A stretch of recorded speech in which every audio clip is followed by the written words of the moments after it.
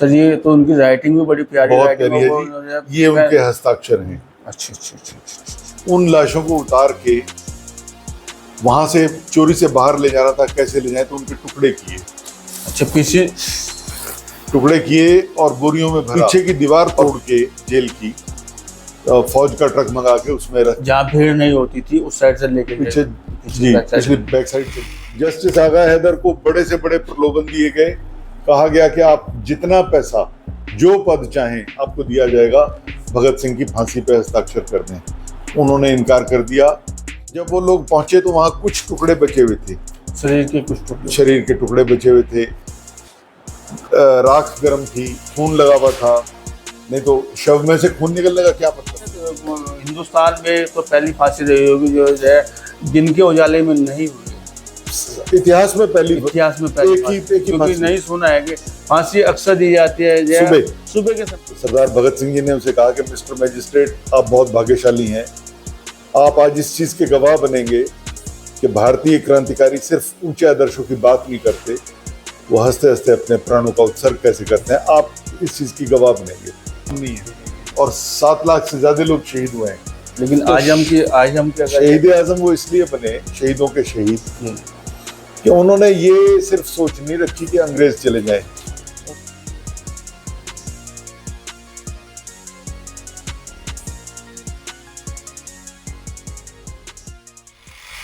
उसे फिक्र है हरदम नया तर्जे जफा क्या है, हमें ये शौक है देखें सितम की इंतहा क्या है।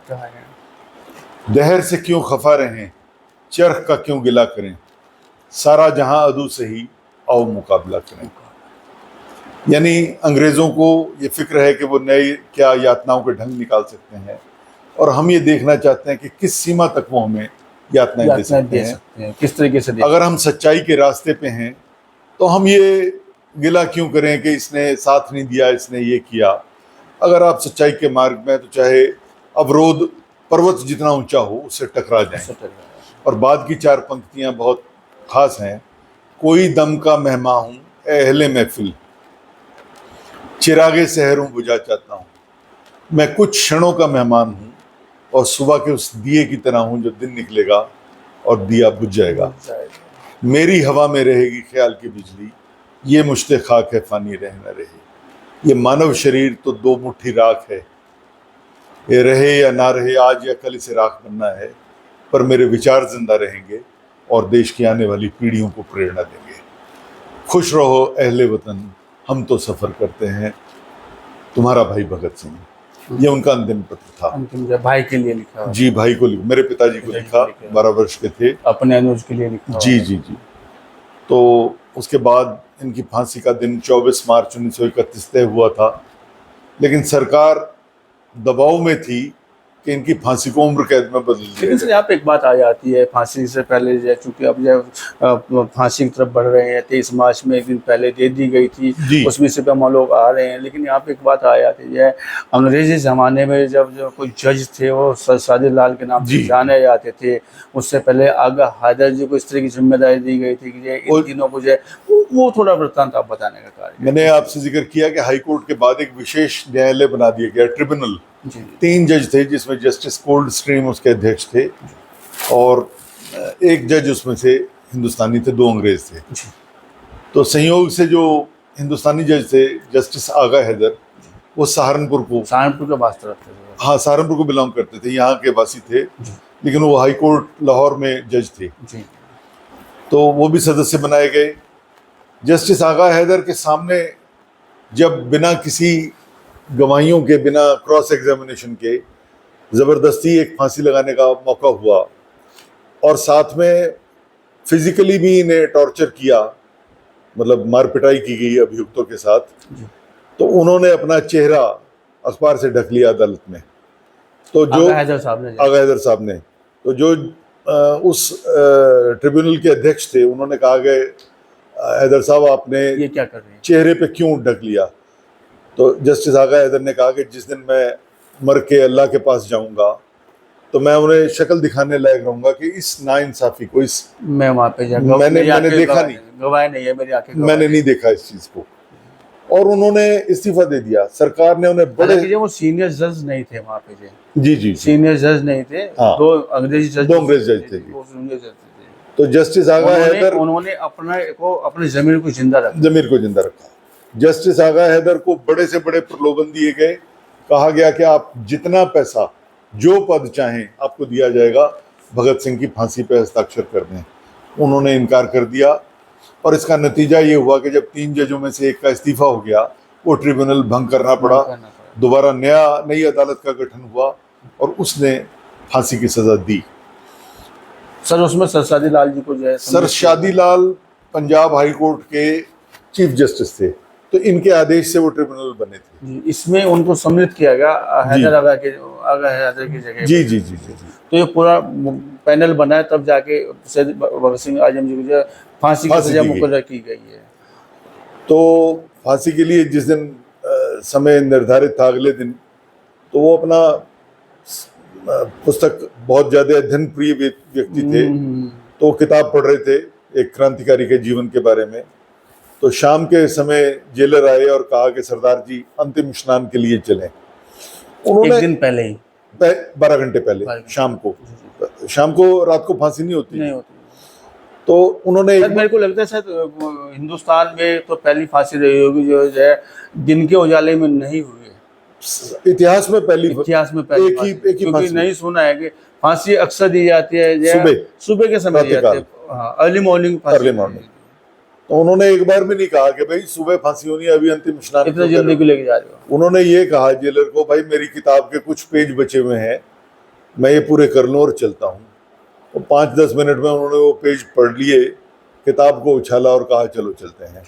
और तीनों वीर, राजगुरु जी, सुखदेव जी, भगत सिंह जी, मेरा रंग दे बसंती चोला गाना गाते हुए लाहौर जेल की बात, सेंट्रल जेल लाहौर में फांसी के फंदे पे चले गए। और वहाँ पर एक बहुत युवा अंग्रेज मैजिस्ट्रेट था जो इसका साक्षी बनने के लिए आया हुआ था।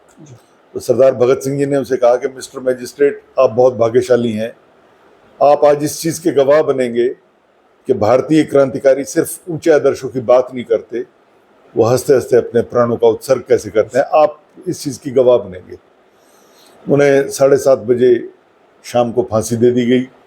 बाहर हजारों लोग मेन गेट पे उनकी फांसी बंद कम्यूट करने के लिए, उसे उम्र कैद में बदलने के लिए इकट्ठे थे, नारे लगा रहे थे, आवाज लगा रहे, बहुत जोश था। सरकार के सामने जो अपनी बात रखने का प्रयास, बहुत जोश था। और लगा कि भी अंदर कुछ हो रहा है, तो बड़ी वहाँ सनसनी फैल गई। तो मेरे दादाजी वहाँ एक भाषण दे रहे थे, सभा थी हजारों आदमियों की। तो जब उन्हें सूचना मिली तो उन्होंने कहा कि यहाँ से हम हट के दूसरी जगह चले जाएं, कहीं ऐसा ना हो कि एक भगत सिंह के लिए हम हजारों भगत सिंह यहाँ गोली चल जाए और यहाँ शहादत हो जाए। तो बहुत उन्होंने संयम से काम लिया। लेकिन ब्रिटिश सरकार ने लाशें नहीं दी परिवारों को।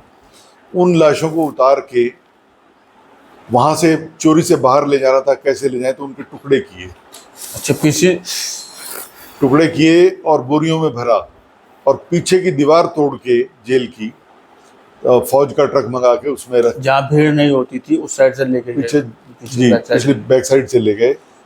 और वो 60 किलोमीटर दूर वहाँ से, लाहौर से, कसूर शहर पड़ता है, हमारा फिरोजपुर पड़ता है।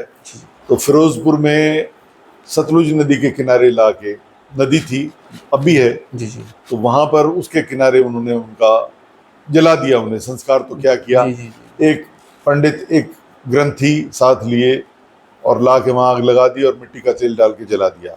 ये सूचना जब फिरोजपुर पहुंची तो यहाँ से हजारों लोग मशाले लेके चल पड़े। तो जब उन्होंने रोशनी आती देखी, जंगल था बिल्कुल, तो वो जली अधजले टुकड़े नदी में प्रवाहित कर भाग गए। तो जब वो लोग पहुंचे तो वहाँ कुछ टुकड़े बचे हुए थे, शरीर के टुकड़े बचे हुए थे। राख गर्म थी, खून लगा हुआ था, नहीं तो शव में से खून निकलने का क्या मतलब है। तो वो सब इकट्ठे किए और अगले दिन फिर दोबारा लाहौर लाके विधिवत उनका अंतिम संस्कार हुआ। तो मेरे पैतृक गांव में खटकड़ कला में संग्रहालय बनाया है पंजाब सरकार और भारत सरकार ने।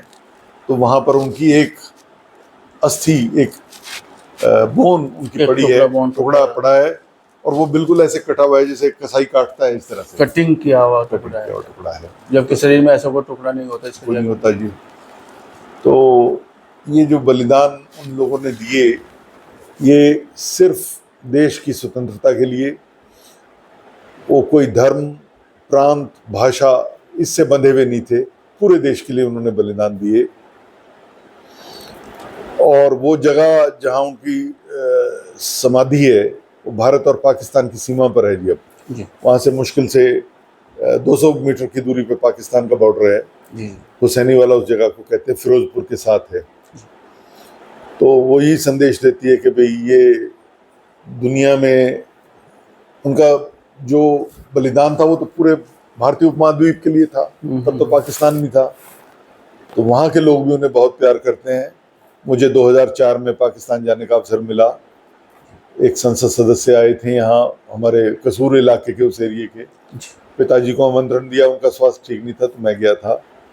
तो हजारों नवयुवक वहाँ इकट्ठे हुए लाहौर में। दो दिन तक अधिवेशन चला और उसके बाद बहुत बड़ा जुलूस लेके उस सभा स्थल से फांसी स्थल पे, जहाँ मैंने आपको चित्र दिखाया, गए। और वो नौजवान नारे लगा रहे थे, भगत सिंह सरहद के उस पार भी जिंदा है, भगत सिंह सरहद के इस पार भी जिंदा है। भगत सिंह को यह सरहदों में बांधा नहीं जा सकता। और हाल फिलहाल जैसे आपने बताया कि यह पूरे लोगों की भीड़ लगी हुई थी उधर, जो फांसी दी जा रही थी, फांसी भी समय से पहले दी जा रही थी, और हंसते हंसते जो फांसी का फंदा चूमने का अगर किसी का नाम आता है स्वतंत्र दिवस आंदोलन में, जो उन 3 लोगों का, नवयुवकों का आता है, जिसमें शहीद भगत सिंह जो है उनका नेतृत्व कर रहे थे। और रंग दे बसंती चोला, इंकलाब जिंदाबाद, ये तमाम नारे लग रहे थे। लेकिन परिवार का कैसा माहौल था उस समय, अगर आपको पता चला हो? परिवार पूरा, मैंने जैसे आपको बताया कि ऐसा समय भी आया कि जब जितने वयस्क लोग थे परिवार के, मेरे दादाजी, 2 चाचा तो एक शहीद हो गए, एक देश निकाले में चले गए बाहर निर्वासन में।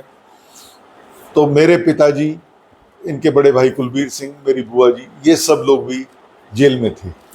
कोई 5 वर्ष, कोई 6 वर्ष काट के आया। तो जब मेरे पिताजी को और कुलबीर सिंह जी को पुलिस पकड़ के ले गई, तो लाहौर में बहुत बड़ी एक जनसभा हुई जिसमें माता विद्यावती जी भाषण करने के लिए उठी। तो उन्होंने अंग्रेज सरकार को चैलेंज करते हुए कहा कि मेरे एक देवर को तुमने यातनाएं देके मार दिया, एक को देश से निकाल दिया, मेरे पति पर 42 मुकदमे चले, भगत सिंह को शहीद कर दिया, अब मेरे 2 बेटों को तुमने पकड़ लिया है। तो अगर तुम्हारी खून की भूख अभी भी शांत नहीं हुई तो मेरे और 2 छोटे बेटे हैं, रणवीर सिंह और राजेंद्र सिंह, तुम इन्हें भी ले जाओ और हम झुकेंगे नहीं। तो पूरे संघर्ष में थे जी, और परिवार झोंक दिया, पूरा झोंक दिया जी। और इस बात की परवाह, ये कि महिलाएं भी इस बात को कह रहे हैं कि ये मेरे परिवार, मेरे पति, मेरे देवर, सारे समर्पित हैं। मेरा पुत्र को भी आपने शहीद कर दिया, तो हम लोग जेल में, 2 बेटों को जेल ले गए, नहीं है भूख अभी तक, जो 2 बेटे मेरे बाकी, 2 छोटे हैं, इन्हें भी ले जाओ। तो मैं उस महिला को या सलाम, बहुत बड़े जिगर वाली थी जी। और उनका ये जज्बा था कि भाई एक भगत सिंह गया है तो लाखों भगत सिंह इस देश में पैदा हुए। राजगुरु जी की, भगत सिंह ने खुद ही लिखा है कि जय, उन्होंने बोला है कि जय, अगर मैं पढ़ रहा था उनकी एक शायरी पढ़ रहा था, लिख रहा हूं मैं अंजाम जिसका कल आगाज आएगा जी, लिख रहा हूं मैं अंजाम जिसका कल आगाज आएगा, मेरे लहू पर हर एक कतरा इंकलाब लाएगा, मेरे लहू पर हर एक कतरा इंकलाब लाएगा, मैं रहूं या न रहूं यह वादा है तुमसे कि मेरे बाद वतन में मरने वालों का सलाब आएगा, मेरे बाद मरने वालों का सलाब आएगा। भाई भगत सिंह जी ने जो बात कही थी, वास्तव में बात ये हुई भी है जी जी। तमाम लोगों में, ये लोगों में ये गुस्सा, आपने खुद कहा कि एक समय इस तरह का आ गया था कि सामने कोई नहीं आ रहा था, अंग्रेजी सरकार में सब कुछ दमन कर दिया गया था, लेकिन बावजूद उसके भगत सिंह जी ने पूरे मनोयोग से फिर तैयार किया। बिल्कुल। और उस परिवार में, जिस परिवार से आप वास्ता रखते हैं, उस परिवार की महिलाएं कह रही कि अंतिम 2 बच्चे हैं, ये भी देश के काम आ जाए, देश के लिए समर्पित हैं। बात जारी है। तो ये जो जज्बा है जी, ये शुरुआत हमारे परिवार में मेरे परदादा जी, भगत सिंह के दादाजी सरदार अर्जुन सिंह से हुई। वो एक साधारण किसान थे खटकड़ कला में, लेकिन स्वामी दयानंद जी आर्य समाज के प्रणेता पंजाब आए, उन्होंने प्रेरित किया, तो उसके बाद सब लोग स्वतंत्रता दयानंद जी का प्रभाव रहा है बहुत ज़्यादा, आर्य समाजी परिवार था जी। और यहाँ तक हुआ कि जो भगत सिंह जी का जब यज्ञोपवीत संस्कार हुआ, तो हालांकि आप जो सरदार सिख परिवार से बात सिख परिवार से थे जी, बावजूद उसके जो आर्य समाज के जो आर्य समाज में एक्सेप्ट किया। जी जी जी जी। तो जिस समय यज्ञोपवीत हुआ तो उन्होंने अपने 2 पोतों को भगत सिंह और जगत सिंह दोनों गोद में उठा लिया और ये कहा कि मैं इन्हें देश की सेवा के लिए समर्पित करता हूँ। तो वो जो बचपन में उन्हें संस्कार मिले उससे वो बलिदान के रास्ते पे आगे बढ़े। आपने एक सवाल किया था कि शहीद आजम कहा जाता है इन्हें, शहीद तो सब लोग, किसी का बलिदान कम नहीं है, और 7 लाख से ज्यादा लोग शहीद हुए हैं, लेकिन तो आजम की शहीद आजम वो इसलिए बने, शहीदों के शहीद, कि उन्होंने ये सिर्फ सोच नहीं रखी कि अंग्रेज चले जाएं। उनका ये कहना था कि हमें एक ऐसी क्रांति लानी है कि इस व्यवस्था को हम बदल दें। व्यवस्था के लिए लड़ाई थी। उसके बाद गरीबों तक, जो समाज के अंतिम छोर पे आदमी खड़ा है, उस तक आज़ादी का लाभ पहुंचे, इसके लिए है। सिर्फ गोरे चले जाएं और काली चमड़ी वाले आके राज करने लगें, इसे आज़ादी नहीं कहते। तो इन अर्थों में अभी जैसे भूखमरी है, गरीबी है, भ्रष्टाचार है और सामाजिक बुराइयां हैं, इनके खिलाफ आज भी उनका वो नारा इनकलाब जिंदाबाद का, क्रांति चिरंजीवी हो, इस व्यवस्था को बदलना है, इस भ्रष्ट समाज को, जहाँ जहाँ भ्रष्टाचार है उसे बदलना है, या जो सामाजिक कुरीतियां उनके खिलाफ लड़ना है। आज उस संघर्ष की जरूरत नहीं जैसे हम अंग्रेजों के खिलाफ लड़े, आज हमें अपने अंदर की बुराई, सामाजिक जागृति की जरूरत है। और भगत सिंह जी, भगवती चरण वोहरा, चंद्रशेखर आज़ाद, इनके बलिदानों का सदका है जी कि नई पीढ़ी को आज भी जब सीमाओं पे खतरा होता है, तो जब इनका नाम आता है तो एक देश के लिए मर मिटने का जज्बा जागता है। शरीर का रोम रोम और एक एक बाल खड़ा हो जा रहा है आपकी बात सुन के। हालांकि जो तमाम चीज़ें कैसे उन लोगों ने जो है अपने साथ में जो है, जब जुल्म हो रहे थे, यातना झेल रहे थे, और उस समय जो है हंसी पे, चेहरे पे हंसी हो जाना, और हंसते हंसते जो प्राणों को जो है बलिदान कर देना। और ये देखा जाए कि ये अंतिम समय की 2 लाइन, ये 2 पेज पढ़ के जा रहा हूँ, तैयार हूँ, बिल्कुल उसके लिए इफ एंड बट कुछ नहीं है, कुछ नहीं। बहुत बड़ी बात है। सर एक वृत्तांत आपसे जुड़ा हुआ है, यहाँ से सहारनपुर की मिट्टी से जुड़ा एक वृत्तांत है। शहीद आजम भगत सिंह जी की जो फुलवारी गार्डन एक जगह पड़ती है, ये बाबा लाल दास के पास में जो है, उसमें भी कोई वास्तव बताया था कि एक समय रहा कि शहीद आजम फरारी के समय यहाँ आके छुपे थे। जी, वो क्या मामला था? उसमें गुम्बद है, और उस गुम्बद में सहारनपुर का बहुत निकट का संबंध रहा इस सारे आंदोलन से जी।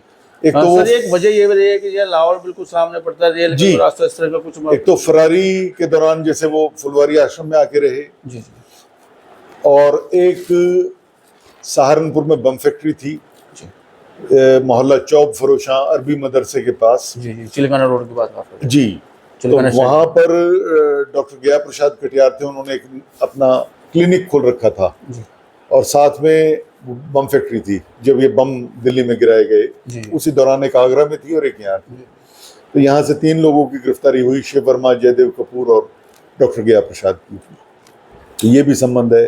और काकोरी की वो गाड़ी जो लूटी गई, वो सहारनपुर इलाहाबाद पैसेंजर थी, यहीं से चली थी, तो ये भी एक हमारा उससे जुड़ाव है।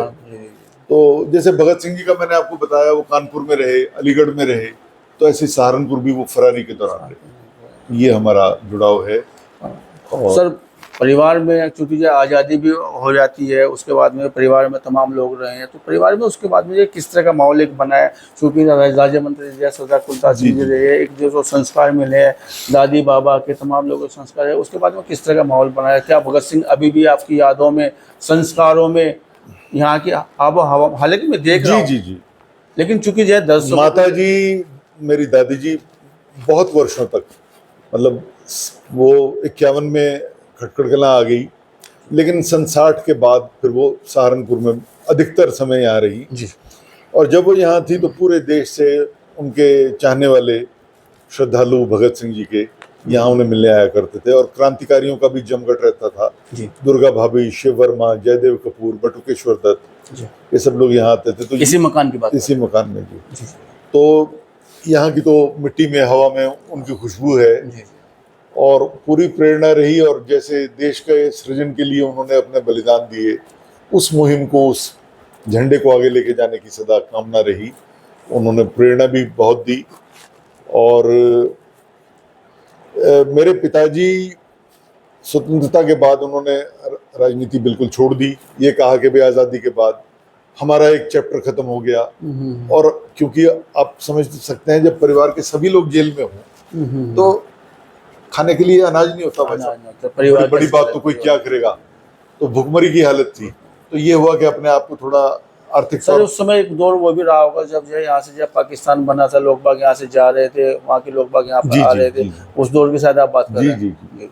तो उसके बाद फिर वहाँ से खाली हाथ आए, आके फिर यहाँ बसे और अपना कृषि मुख्य व्यवसाय था, उससे अपना जीवन यापन किया। उन्हें बहुत वर्षों बाद प्रधानमंत्री इंदिरा गांधी थी, उनकी इच्छा थी कि यहाँ से आप चुनाव लड़े। एक बार वो लड़े और यहाँ से विधायक, सहारनपुर से विधायक बने, मंत्री बने। तो उसके बाद लेकिन वो बड़े संतुष्ट थे, उन्हें कभी कोई स्वार्थ या कोई कामना नहीं, सिद्धांतवादी जो है बहुत आपका परिवार है। तो सारे दौर उन्होंने देखे, जेल भी गए, संघर्षों में भी रहे।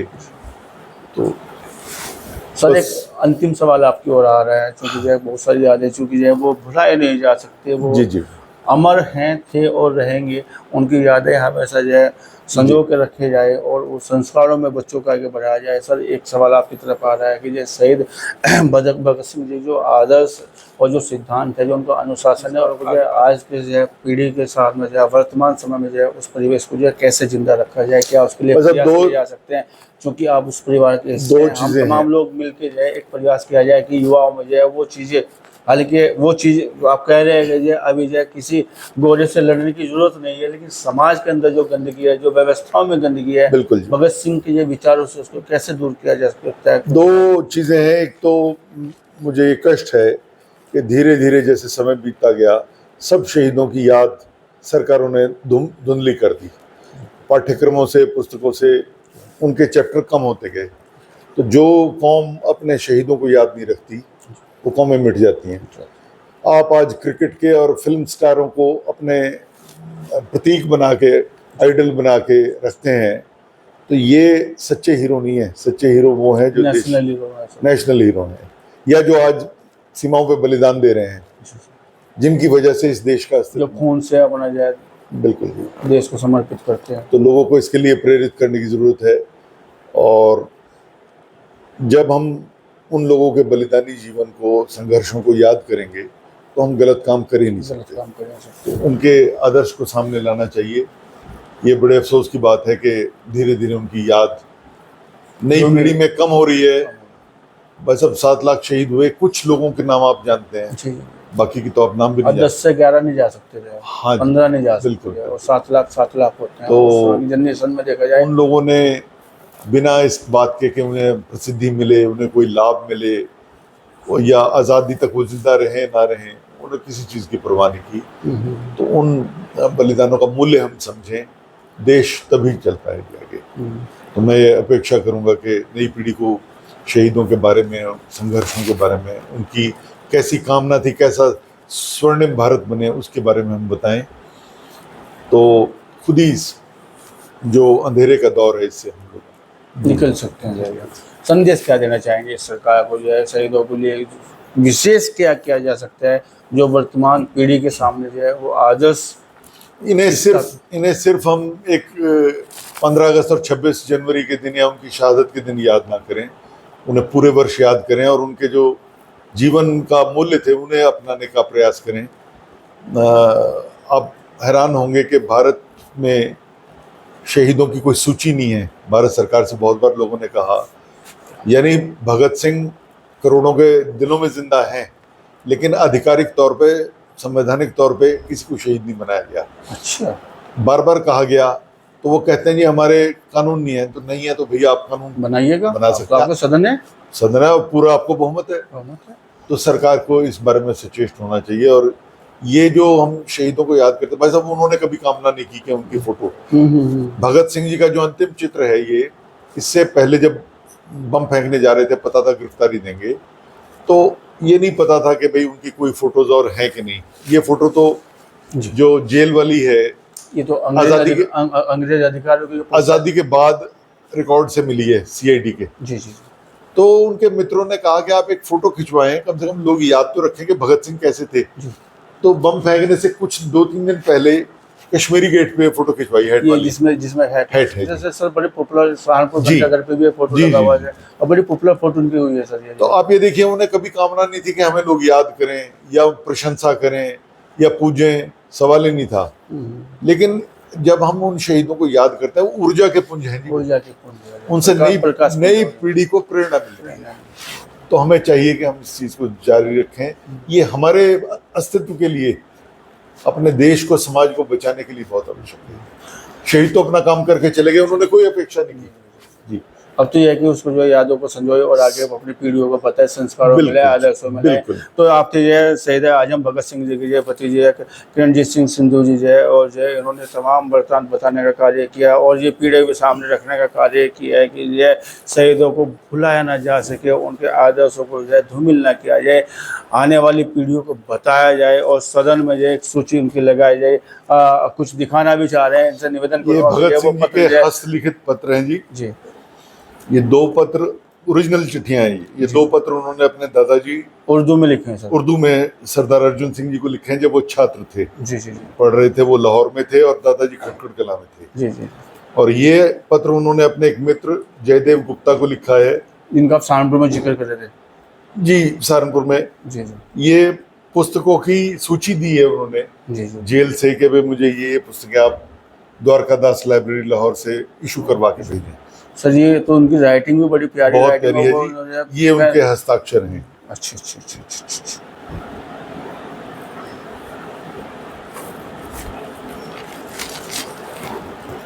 किरणजीत सिंधु जी आपको जब बातचीत करने के लिए और किससे जेडी न्यूज़ के साथ में जो आपने तमाम वृत्तांत रखा है शहीद आजम जी को जो है दिलों में न केवल जो है फिर से आपने जो है जेडी न्यूज़ के साथ में जिंदा करने का काम की यादों को किया है।